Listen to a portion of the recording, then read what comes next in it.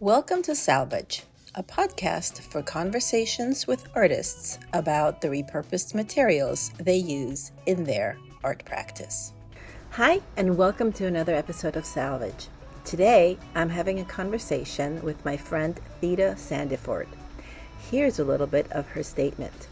Theda's studio is a living, breathing laboratory, an evolving conversation between land, sea, and memory. She immerses herself in the rhythms of the place, gathering whispers from the wind, stories from the tide, and wisdom embedded in the soil.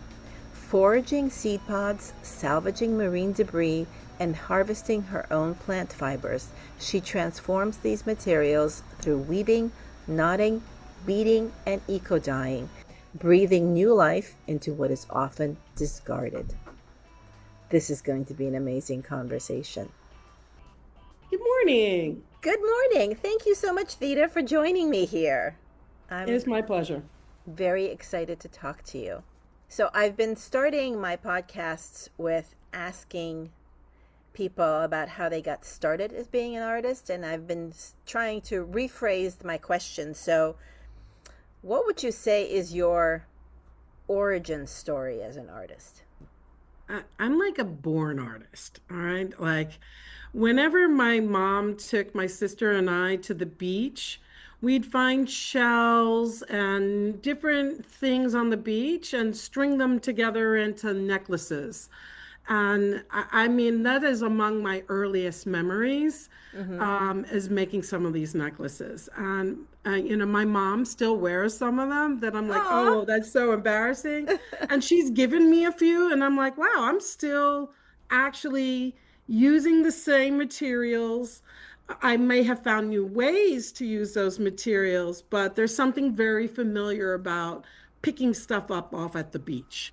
That's so cool that you can see you through line from your childhood. Oh, and let me tell you, those constructions, no bueno. But what do you expect a 3 or 4 year old? Of But course. the fact that at that time I had an eye for things that I would call my treasures, and I had a little box, and we decorated the box, and that was my treasure box. Hmm. And I still have treasure boxes. They're just plastic bins that I bought from Home Depot that are categorized and labeled. But now I think of my treasures a little differently. Right, right.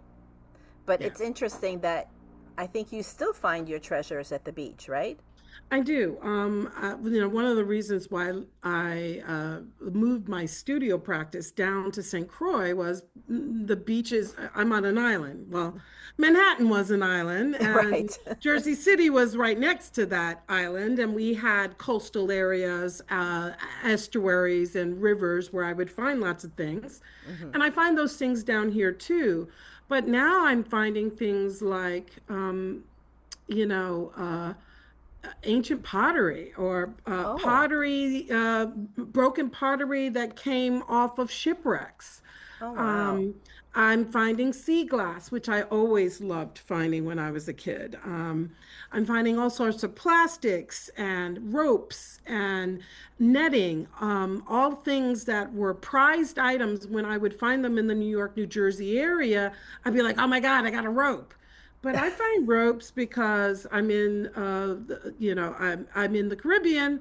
There's fishing is happening offshore all the Mm. time. So I'm finding ropes all the time. I'm finding nets all the time, all different colors. Things that were the once in a while I'd get something good on a beach cleanup, but I do beach cleanups fairly regularly, and then I'm in a place that is environmentally, well, I would say protected, but I would say that because people who live here know we have, Hmm. there is an effort to look after it. Granted, it is a tourist income here that's so that does put downward pressure on it. There's things that I find in the stream systems and the estuaries when I'm foraging that I'm just like, why is this here? Oh, does it But come then from I the also resorts? find like deer bones and Oh, and crab shells and all this amazing stuff. Not to mention, I live in a rainforest environment, so I can process bamboo, which is invasive, other invasive plants, vines. So there's yucca plants, irises. There is so much material to work with. So You have, yeah, I I'm mean, like in you have a heaven. tremendous range of material. Yeah, my biggest challenge in the studio is what do I do today? Because the ideas and the fact that I have several tables and stations set up for processing different types of materials. So out in front of my studio, I have the power washer set up to power wash ropes and things to take all the like Oh, seaweed, which when it dry, don't smell it's, great. So I yeah, want to yeah, clean that's that up pretty stinky. great. Yeah. At little shells or barnacles that are growing on that. I want to clear all that stuff off. Hmm. Then the peeling back of bark and things that are related to turning to make cordage out of like bamboo or any other natural materials. Oh, So I wow. have different stations set up in my studio. And depending on is my hand tired from doing this one repetition thing all day long the day before, I might move on and do something else. And I actually find the cleaning of the marine waste to be very relaxing. Um, don't love Ah, to do laundry in my real life, but I do love to clean marine waste. It's bizarre. okay. Hey, it's maybe because it's part of your art process. Yeah, to me, it's incredibly meditative. Yeah. Like I look at it and I see what it is, and then as I'm cleaning it, I'm removing layers. And sometimes I'm like, actually, I like that, but I know it's going to stink and I can't use that. But let me take a picture and Mm, see how I can recreate that in a more archival way. yeah, yeah. So, do you use mostly everything that you find? I use everything I find and everything that people give me. Mm. So there are people all the time that are going to estate sales, particularly in the States, and if they know I love and collect old sewing patterns. So I have Oh, several I didn't know that. thousand old sewing patterns. And so regularly, because I've been collecting them for over 20 years, people that know me just mail them. So Uh-huh. it's exciting to go to the mailbox and see, oh my God, some old Yeah. sewing patterns. So I So, what do have, you use the sewing patterns for? Because I don't well, remember. I went I've through your had this. website. I didn't see that. Oh, I know. I'm collecting them for a massive idea that is bigger than I can Oh. execute right now.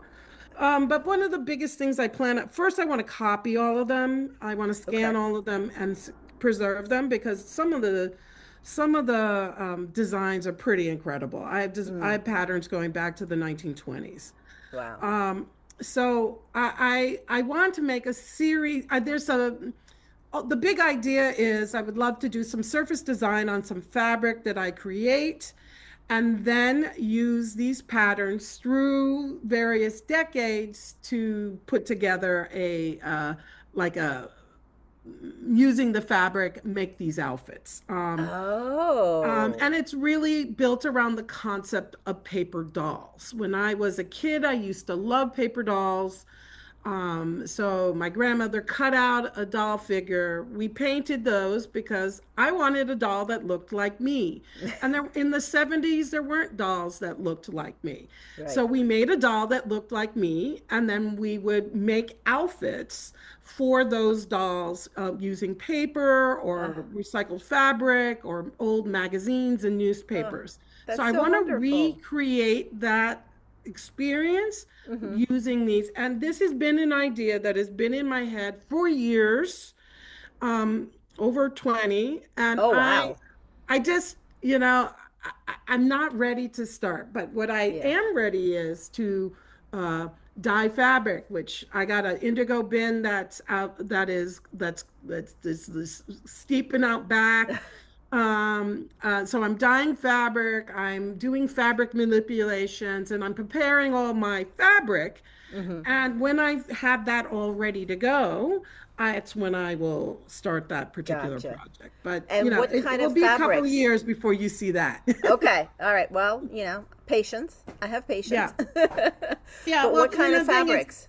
the fabric takes time, and I'm working on a number of different processes and I'm experimenting. I'm like Oh, doing okay. everything from sanotyping fabric, using found materials that I'm finding, or plant materials that tell a specific story. Uh-huh. So there's a whole through line story that I want to tell with that, and I just don't have all the materials yet. It's in here. I've written about it. Okay. I have the patterns. Now I'm making the fabric, right? That's Okay. gonna go with that. And are So you buying new fabric and manipulating it? Or are you finding no, it's all recycled. fabric? So It's oh people cool. give me old sheets. I take Mm. sheets. I use that. I have some burlap. I have different things that I have a lot of the nets. I weave onto the nets. So Oh. I would like to use the materials. I've been getting donations of old linens. Ooh. So people give me linens. So pretty much I'm using found materials or Hmm. donated materials to manipulate those to do these designs. I really just, you know, I if Joann's was still around, you could go to Joann's, buy some cool fabric and make, then I'm making clothes. What Yeah. I'm actually doing is building story through the manipulation of these materials Hmm. as well as the origins of those materials. That material memory passes along with the Yeah. work that I'm doing to manipulate the fabric to generate the story. Absolutely. Wow. Yeah. Wow. That sounds like it's going to be incredible. I hope you have a solo exhibition planned for all of that. I had many ideas. We just need to get there. Yes. Yeah, but I have a solo exhibition in November down here that will Oh, be up okay. November and December, and so now I'm busy making those. You make that's the main focus. Finish all the work for Hmm. those shows so I can photograph it this summer and have that ready, to go. Is there a theme for your solo show? Um, it is salvage, witness, and repair. Ooh. Yeah. So a lot of the things I'm salvaging, I repair some of it and some I don't. And how it's all sort of put together in the Hmm. assemblage really amplifies it or diminishes its original use. Gotcha. Wow. What are you use so many different techniques. I mean, obviously, well, you just listed all your materials. So, um, I would imagine that you have a gajillion different techniques that you use. Do you have any favorites? Coiling, wrapping, knotting, macrame knots that I learned as a child. Those because I'm fastening and I'm removing, and I find that those are probably the skills I use the most. I Mm-hmm. love to crochet also. Um, uh, you know, I'm not afraid to use a glue gun. I have. I noticed that my nail tech would wear these little thimbles on her fingers to protect herself when she's like filing my nails, and I was like, ooh, I should use that. So I've learned how to, not burn myself. I would say I actually think recycling is a skill. Sometimes a material the way Duchamp would just use something and place it ironically it or unironically Yeah, in accompanying something else. I think it can speak volumes in work. So I do think that even recycling and dumpster diving, I think those are all skills. absolutely. I mean, because Yeah, you do have to know what to pick up and what to leave behind. Not everything can come home with you. right. I It's also always a think, lesson I'm learning all the time. well, what I find is if I have it and it told me it, sometimes the materials like pick me up. And Yeah. I'm like, I don't know what I can use you for. Inevitably, someone I know in my circle can use that, or Oh, they would okay. want that, right? Uh-huh. They would be like, oh, I need such and such. And I was like, oh. You need railroad nails. I happen to have three. I don't know why I picked them up. I don't use those. But But so there they that are. does happen Yeah. regularly. Or people will be like, I need shells. I'm like, I got you on the shells. Yeah, I pick up trash on my walks all the time. I'm much more discerning about picking up the trash, but there are things that I will always pick up. I've been picking up glass, broken glass for quite a while now, and I still haven't used it. It's been a few years. I have some ideas, but I'm just still in the process of picking it up. Yeah, I keep seeing these wonderful videos coming on YouTube and on TikTok of people using recycled glass in Ghana, Oh, um, where they melt the glass and manipulate it and turn it into jewelry. And I've just been like, ooh, that's ooh. so interesting. Yeah, I don't know that Um, I would be willing to melt things. I'm kind of very cautious about working with heat. you need a kiln to be able to do it. And I'm like, Yeah. I keep finding I sometimes I find like I found a Coke bottle from the 1960s after a Oh. hurricane, right? Like the reef will turn up things when Mm-hmm. there's like a huge weather incident, and it will release things that have been down below for a while. Mm-hmm. And when it comes back up on the shore, I'm like, why is this here right now? And I'm like, ooh, what can I use this for? I mean, that I can't leave behind, right? But Yeah. Yeah. I don't have a practical use for it in my studio.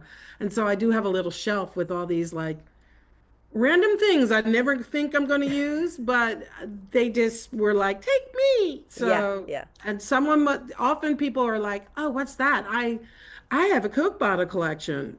Who knew? Oh, well, you can take that thing. That was for you. Yeah. Yeah, no, I agree. I have some random things too, but I just have. So sometimes I display it prettily. I have one of those um, old-fashioned type trays, the wooden ones with all the slots. Ooh. I picked it up like 20 years ago in Vermont in some antique store. And it was in terrible shape. People were into picking them up and then painting them white and then, displaying them really prettily. And Yes. I never did any of that. I like the patina. It's old, worn patina, and I just stuff things in I would there. just wood glue the parts that need fixed and stain Yeah. it. And I would probably use that to sort beads and things that I was, going to use. I'm about Yeah. ready to sew some beads into this staff that's behind me Uh, on the video. So yeah, yeah. to me, that's perfect bead sorting Oh, it tray. probably is. I guess I just don't have that many beads, but I have it hanging on my wall, and I have my thimble collection in there, Okay. and some seashells and animal bones and other weird doodads and stuff. Like a Okay. piece of rusty something that I picked up that's I have no idea what it is, but it's really cool. Stuff Okay. like that. It's a treasure chest. It is. It is. Oh, so you also work with the community, like you are very much into the collective art making. Can you tell me a little bit about that? I never knew that I needed that, but I do. Uh, I love sitting down with people and talking about what I'm doing and then their interpretations of it and what they see. I find that it's incredibly expansive for my own practice. Hmm. Um, the type of work I do in community is mostly collective healing work. What does that mean? It's more like teaching people the meditative processes that I'm doing through my work and having them do it as well with a sort of a guided discussion about whatever you might be carrying and how you leave that behind. So I have a number of projects that are just specifically about releasing microaggressions. I have one about any emotional baggage someone might be carrying. I have a whole series that I do with people around their relationship with their hair So I've written a series of kind of like poems or reflections that I do when I'm thinking about that particular issue and making work, and I invite people to make work with me and have that conversation as well. So, are you saying that when you're making something that really is related to one of those issues, you're reciting your poems at the same time? Yeah, normally I'm doing it in my head, but when I'm doing it, like I do this work whether I'm with people or not. But when Uh I huh. do it with people in community, the dialogue that I'm going on in my head, which is part of the meditation and the mantra that I'm doing to release the anxiety and stress about this subject matter, right? Mm-hmm. I'm doing that out loud. So it's like a guided meditation, but it's not. It's not Uh like huh. we're sitting there, we're oming. That's Right. not what it is. Where I'm teaching the process and then I'm having a conversation about it. And then that's the conversation I would normally, it's less of a here's the mantra, but in dialogue with people. Mm-hmm. I'm not talking at people, I'm having a dialogue with them. And I'm inviting them to have reflection and their reaction to the subject matter as well. And oftentimes things come up when I do my eye and my hair, which is really about my relationship to my hair. Mm-hmm. Other people who have interesting relationships to their hair too, and particularly men and quite women mostly, but there are men. I've had men come who are losing their hair. And they had long, luscious hair, and now they're going bald. And they're like freaking out about it. But who Yeah, can they sure. talk to? Who can they talk to about it? And so they'll sit down and start doing the crocheting on the rope, and the conversation will come up about how do we feel about the current status of our hair, and they'll have something to say. And Mm-hmm. often something they wouldn't normally say, certainly Yeah. not in the presence of other women. But it was something they might be embarrassed about. I've even had a woman pull a wig off her head to let everybody know that she was going through cancer treatment and she Oh, didn't wow. want people to pity her. So she never let anybody know, but she was carrying this thing by herself. And Oh, she my God. felt safe enough to share that in that space. That's So it's amazing. really about collective healing, right? Mm-hmm. Holding space for people, teaching them a process that they can kind of get in touch with their feelings using something very meditative, which is like crochet, to then actually be present to what they're dealing with and choose to let it go. Yeah, that's amazing. Yeah, I mean, my meditative process is hand stitching. Yes. So I don't know how to crochet. I don't want to go down that rabbit hole. But I I find that when I'm having a stressful moment, if I can catch myself and even like think about it, not just stress out, but like think about, oh, I'm having a stressful moment and sit myself down and do some hand stitching, it's amazing the relief that that can bring. Yeah, So you got that's to focus beautiful that on you're that. bringing So that the to the other yin people. yang yin in the back of your head can't. Yeah. Otherwise, you're poking yourself with that needle. Because if I'm not paying attention, like I know people who can do cross stitching, and they could watch TV and chew gum and have a conversation at the same. I'm like, I don't know I'm how that so happens. impressed. I'm like, I have to sit there and really think, I'm focusing on what I'm doing. Yeah. Am I the best crocheter? No, I'm not making crochet dresses and I'm Yeah. not doing that. I'm using very simple stitches that help sort of lock beads onto ropes or connect Mm-hmm. things. Because I'm more about the sculptural aspect of using the fiber materials, and I find that those stitches help me connect Mm-hmm. the dots. Yeah. Yeah. Yeah.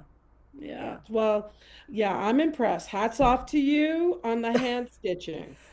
But my hand stitching is very simple. It's just a running stitch or it's a bunch of seed stitching. So it's not like it's not embroidery, it's not doing something fancy. That if I was doing something like that, I probably would find that more stressful than meditative.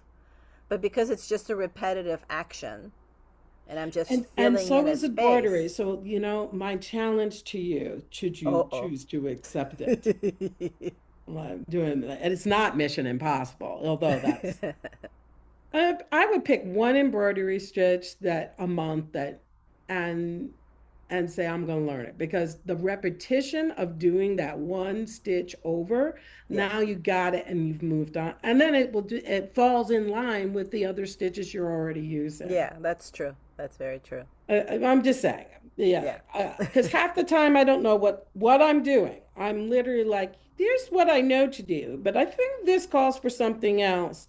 I watch a ton of YouTube videos. If there's an online workshop that I can take, I'll do it. Hmm. Sometimes I might sit in a 2, 3 week online workshop, and there's one thing that came out of that, and I was like, that was worth it for that one thing, Yeah, right? yeah. Because I'm not taking those workshops because I want to learn like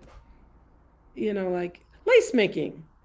That'd be cool, but I don't have the patience for that, Hmm. right? But there's some aspects of how you use the bobbins, which would be very helpful with certain practices I'm trying to do. So it would be worth it for me to learn how to do that correctly so I can actually break it Yeah, and use it yeah, in my own practice, right? yeah. Learn the right way so I can turn it on its head and do Right. something else with it. It's like knowing the rules before you break the rules, Yes, and I'm kind of thing. constantly trying to break them in here. Yeah.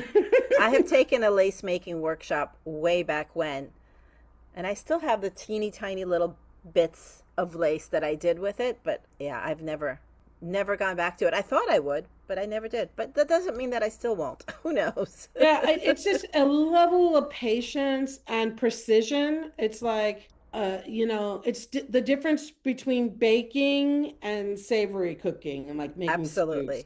right? I ain't no baker. Uh-uh.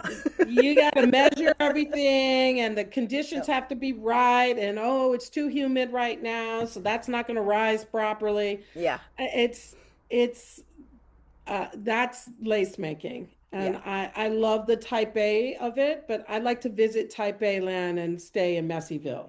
Yeah. I like that.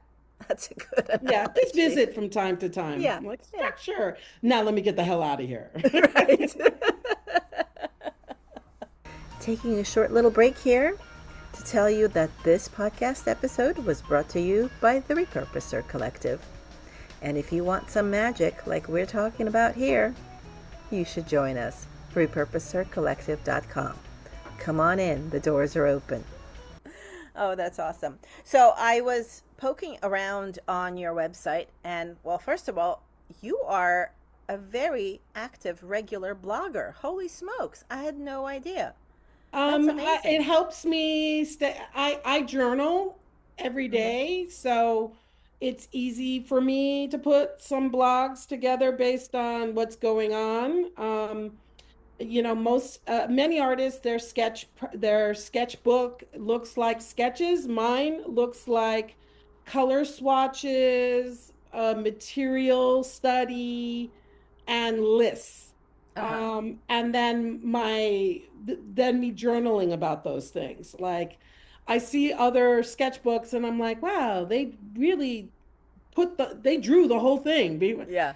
I might have an idea that I might sketch the idea, or I never actually see the whole thing before it's done. I Because you know, the materials dictate how Yeah. it will be done, so it's hard for me to see it before it's done.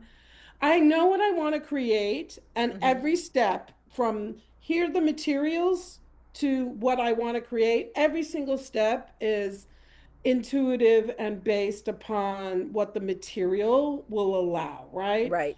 Yeah. Um, and how can I manipulate that material in a way to achieve what I want? And it doesn't always work out that way. Right. Usually, when that occurs, that's when I'm like, wow, I didn't think about that. And that the piece might shift as a result. Hmm. So I love the serendipity of that. Uh, and yeah, so that's why I live in in this space that has tons of different clear plastic bin boxes that have different materials sorted out.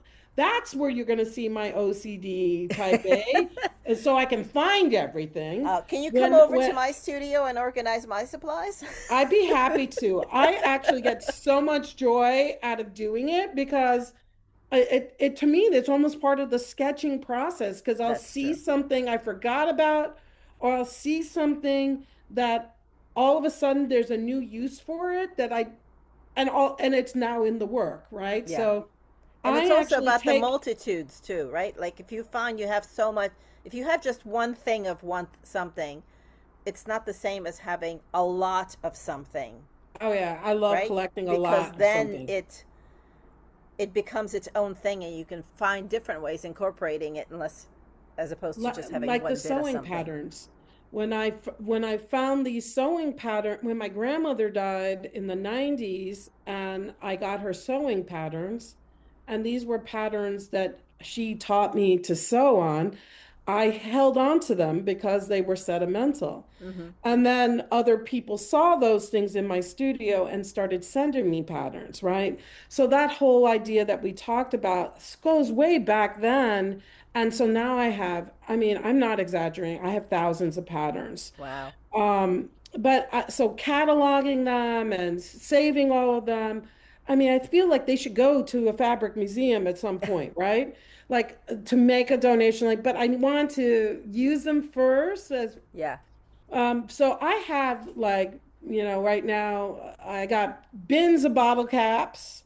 I got bins of corks. Okay. I Like wine have, corks?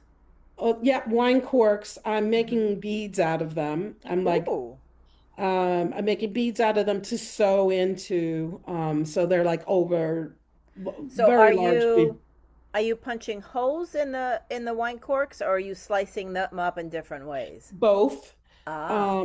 I'm doing both. So I'm playing with a lot of different processes and just, like every week. So next week I'm dyeing corks indigo. Ooh. Um, I didn't know you could do that. any Cool. natural. It's a nat cork is a natural fiber, so it can Mm-hmm. take the dye.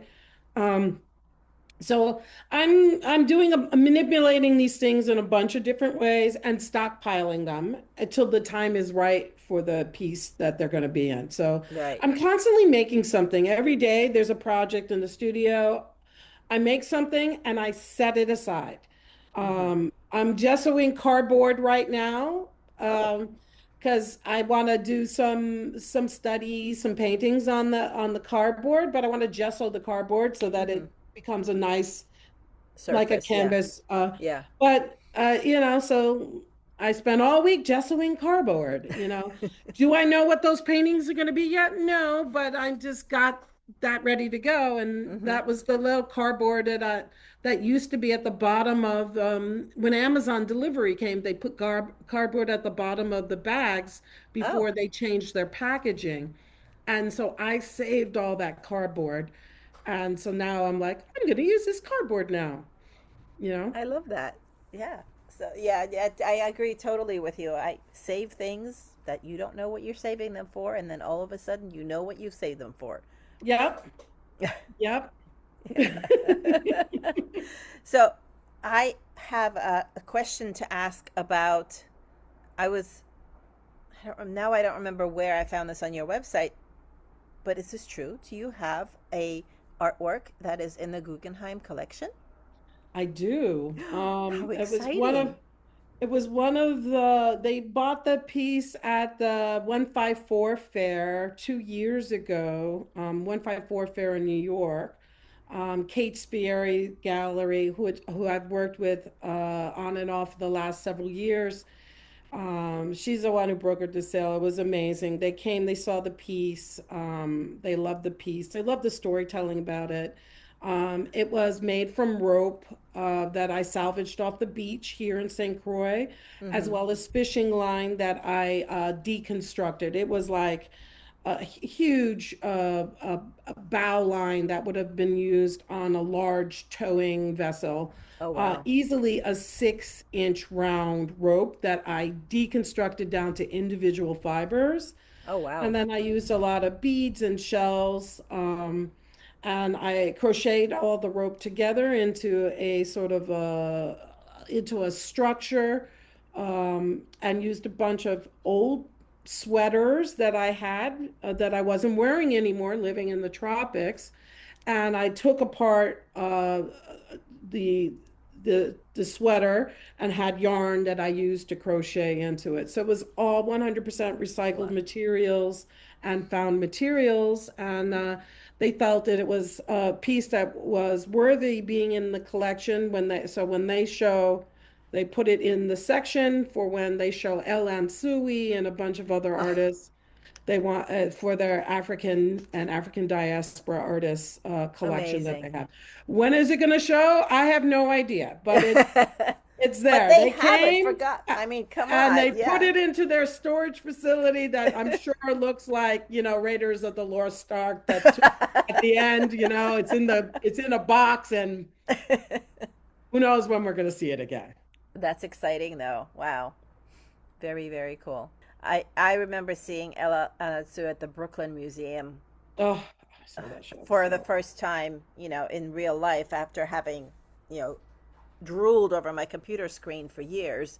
But that is just his work is absolutely incredible. So, and you are in the same family as him, and that's amazing.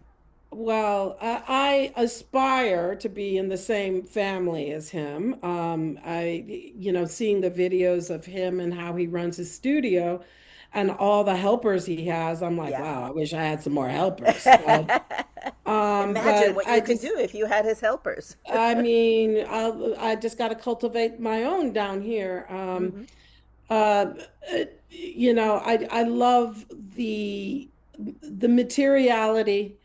I love the innovation in the use of the materials, Hmm. and I love the scale of the work. Like I Yes. can totally relate to he has hundreds of thousands of one thing, and that totally speaks to my heart in a Yeah. way Yeah. that Uh, other people in my life are like, why are you such a pack rat? I'm like, no, no, no, these are treasures, right? yes. Treasures. Going back to when I was 3 or 4 picking up shells off the beach. To me, Hmm. those are treasures, Yeah. Yeah. I can't, even now, I can't resist picking up a shell off the beach. I don't go to the Yeah. beach that often, but I still, whenever I go, I come away with a shell. I can't help myself. The funny thing is like when I see hermit crabs on the beach using bottle caps, I'm Oh, like, that's terrible. did I take their shell? I'm like, Oh. so I'm now like, okay, a broken shell that they can't get Oh, into, okay. right? But sometimes I love the broken things, Hmm. the broken things speak to me. I agree. Yeah. There's just something very poignant about broken things. These days I'm picking up squashed bottle caps. Ooh, You know, truck tire or car tire squashed bottle caps. Like on my way to the studio today, this is Portchester. It's pretty urban. It's messy and stuff. I think I was so like focused on this bottle cap I was trying to pick up. I think I knocked the delivery guy almost off his route. I was like, stepped right in front of him to grab that bottle cap before anything happened to it. he's like, lady, what are you Yeah, doing, right? I didn't even look at his face. I'm sure his eyebrows were like halfway up his forehead. Like, what the heck is wrong with this woman? You know what's so interesting? Because I've been picking things up off the street pretty much all my life, but when Hmm. I move into a new community or move around, I live in the rainforest now, so there's no bottle caps picking up off the Thank street, right? goodness. But there is what I see in the rivers, like Hmm. the dry riverbeds. So when it rains, it moves a lot of stuff, so you can see the type of materials. But when I was in the Northeast, and particularly in Jersey City, and moving around different Bayonne, Jersey City, Union City, Hoboken, even Newark. Hmm. A lot of the Kearney, the little neighborhoods I would sort of move around in, even Montclair. There would be different refuge on the street. And you Hmm. can know who lived in the neighborhood or how the neighborhood was changing based on what you would find on the street. And Huh. it was very interesting living in Jersey City for like 25 years and seeing the gentrification of the city through the garbage I was picking up on the street. So when you would go to Wow. the park, you would see different things, and it was like, oh, okay. No more Malta. So a lot of the Latinos have moved out of the neighborhood. But all of a sudden now I see Heineken's. Okay, Huh. that's a little bit more blue collar.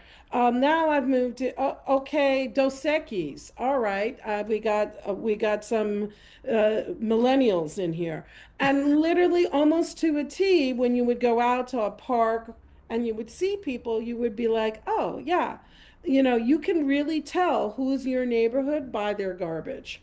That's so funny. All right, I'm gonna have to start paying more attention. Yeah, go to different communities and see, Yeah. and you'll be like, I'm going to see totally different things. Huh. I mean, when we were in college in Boston, we would drive to different neighborhoods to go pick up furniture and things like that at the end of the season if we were going to stay on for the summer. Uh-huh. And we would get some great stuff, right? That's how we shop. But we knew the neighborhoods to go do that. It's the Yeah. same thing with picking up garbage. Yeah, no, you're right. Yeah. Now, this is how my parents and I furnished our first apartment when we came to the United States. We had nothing. And we would go around like, "Oh, look at that nice desk. Let's bring it home." Right? Oh, only the leg is broken. I know how to fix that. Sometimes nothing is broken. It's amazing what people put out in the trash. There's nothing wrong with these Yeah, items. yeah. Actually, I wish I had thought of being doing that the type of work to do like furniture restoration and Mm, whatever, because there's just so much stuff, or even just some favorite marketplaces. I absolutely am obsessed with those videos. We're like, I bought this for $10. I'm selling it for 300 now. I'm like, yeah. and you put an afternoon's work into it. Yeah. It's pretty Pretty amazing, cool. isn't it? I'm so glad to see now that there's like repair cafes popping up in places and people actually, if they wanted to, could learn how to repair things. Mm. So I'm pleased to see those. That's definitely trending for that tracks with grandma core, which is like What's grandma core? I was just reading about how in fashion, and once you see things in fashion, you see it in other areas too. But Hmm. grandma core is going into grandma's closet, and so things like doilies are showing up on the runway now. Gosh, I've been out of fashion for a long time. Old Laura Ashley from the 80s are now showing up, and some of the repair of old things that were in grandma's house or our parents' house. That is now something that young people want to do, and Yeah. there's a rejection of some of the fast fashion type concepts of Thank goodness. replacing some things. But this is Gen Z that's Hmm. driving some of this. They have some nostalgia for grandma's things, and so it's called cottage core. Huh. I haven't heard about this.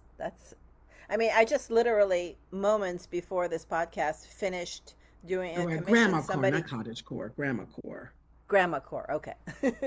Yeah, I just Somebody asked me to make a bag out of their wedding dress. So she's got grandma's wedding dress, and she wanted me to take the bodice from the dress and make it into a wedding bag for her niece who's getting married. And I was like, that's just, I love that because nobody can fit into it's grandma's really dress. So it why it's not? why not? Yeah. Nostalgia and community through line. Material has memory, Yeah, and absolutely. it's actually really the something borrowed in a much in a like on steroids, Yeah.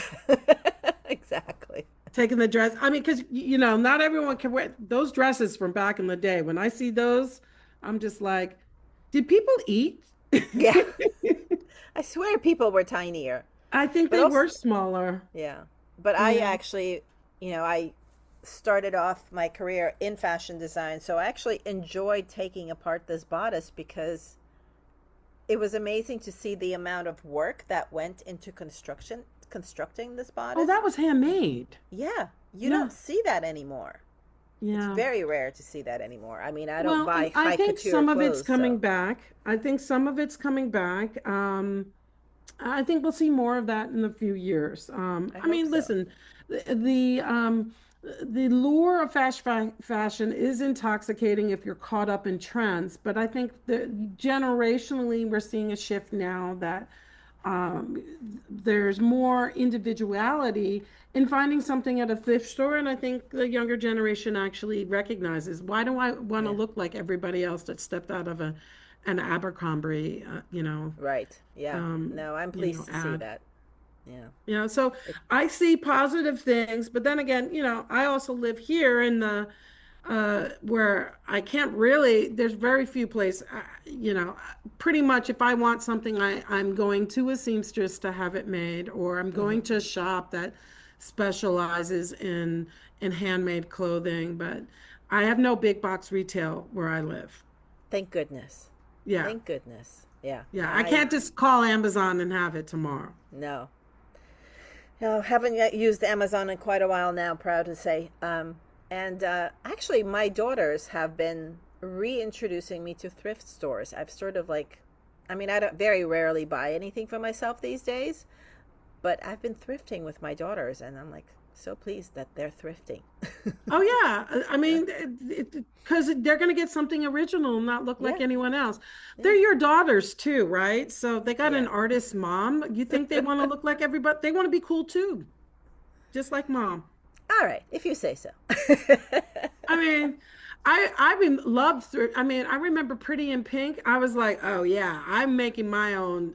Like, you know, remember Bedazzlers? I mean, like, Yes. Oh my God. I had Bedazzler jean jackets, just like I fringed out. Oh my Yeah, goodness. I was painting backs. Remember when we were painting the album covers on the backs of jean jackets? Absolutely. That's Got what one I of did. those. Yep, yep. Depeche Mode. I had that on the back of my jacket.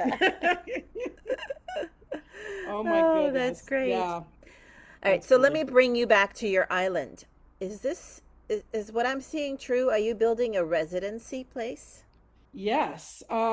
And I literally, in the last month and a half, finally jumped through the last hoop to get the business license Ooh, to run it. So next step is getting this website together.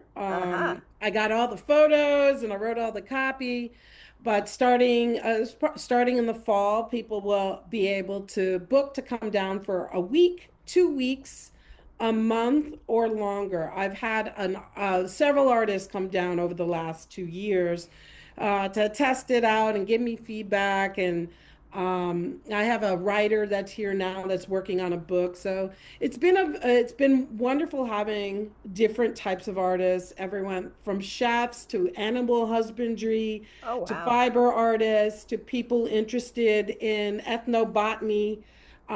It's been very interesting and personally enriching for me, and to be able to be a steward that shares a space that's incredibly beautiful and Hmm. relaxing.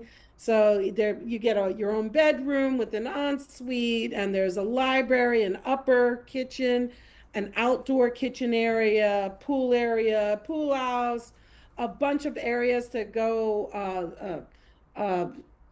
chill under beautiful trees. Mm, We grow a lot of our own fruits and vegetables. We oh have my a God. beautiful orchid garden, tons of medicinal plants on the property, 5 acres, hiking Wow. trails. I mean, it's a wonderful, if you want to be in nature, listen to birds, be inspired, meet other artists, because one of the great things about the residency is we host a dinner and invite other artists and people in the arts to come. And so you can meet other people on the island Wow. and build relationships and community. And it's just been absolutely extraordinary. I'm looking forward to the fall because we're going to be hosting a Muni Kai workshop here, a wellness workshop, What's a which is Mooney Kai workshop? it's an Incan practice to get connected to your chakras and pull in energy from the heavens and from the earth to perform healing. Oh, wow. So some wellness events are happening here. And there's a bunch of culinary events, competitions that are coming up where some of the chefs will be staying here. So Wow. I love the fact that all my personal interests and engaging with artists from all types, from culinary artists to writers, songwriters, musicians, fiber artists, mixed media artists, painters, whatever you are, Wow. you're welcome to come on down and enjoy, this space. And the studio is open for anyone who wants to come down here and work in this space. And yeah, so it's That's been amazing. a labor of love the last few years, rebuilding this Hmm. place from the ground up. But now it's at a place where other people can enjoy it too. That's amazing. How many artists can you host at once? If it's a couple, like if two in one room, but there's two rooms, so four people or Hmm. two people, we Hmm. want to keep it small so that again, it's 5 acres, so four people, that's enough for everyone to Yeah. have their own. I don't want to talk to anyone, they don't have to, or Yeah. I want to hang out by the pool and everyone can hang out by the pool. So Oh, we that don't, sounds. I'm not trying to have too many people at the Hmm. at the same time. No, it sounds magical. It's really great. And I love it when, because people will walk, before when I was in Jersey City, someone was walking through my studio once or twice a week. Down here, not so much, right? Hmm. So maybe once a month someone comes to my studio. So it's not that it's just different. Yeah. I Yeah. love the interaction with other people. I like seeing their reaction and I like seeing that what they're doing too. Yeah. Yeah. I like someone who comes into the space, sees my materials and decides to make something with it, and it's completely different. And I'm like, wow, I never would have thought of that. So Yeah. to me, that's exciting to be around artists and just enable them to just create whatever they want to create, Hmm. or be here and do nothing. Because sometimes the doing nothing is what you need to do to be able to create the next thing. Exactly. I agree with you. Yeah. Yeah. Wow. That sounds amazing. I, wow. Well, I think that's a good place to wrap up. Well, thanks, I think that, Natalia. I really yeah. appreciate Thank you you, Theda. inviting me in, and hello to everybody who thinks like us and gets accused There's of being so a many. who gets accused of being pack rats, or why you have all that garbage in the back of your trunk. No, no, you're in a unique club, and Yes. I'm happy to be a member of that club as well. Yeah. It's the Treasure Club. Yeah, treasure chest. Yes. Well, thank you so much, Theda. Oh, And you're welcome. thanks so much for joining me for this conversation. I think it was magical, and I hope that you thought so too. This podcast was created, produced, and edited by me, Natalia Korover. Theme music by R.C. Gaida. To find out more about me, go to artbynatalia.com.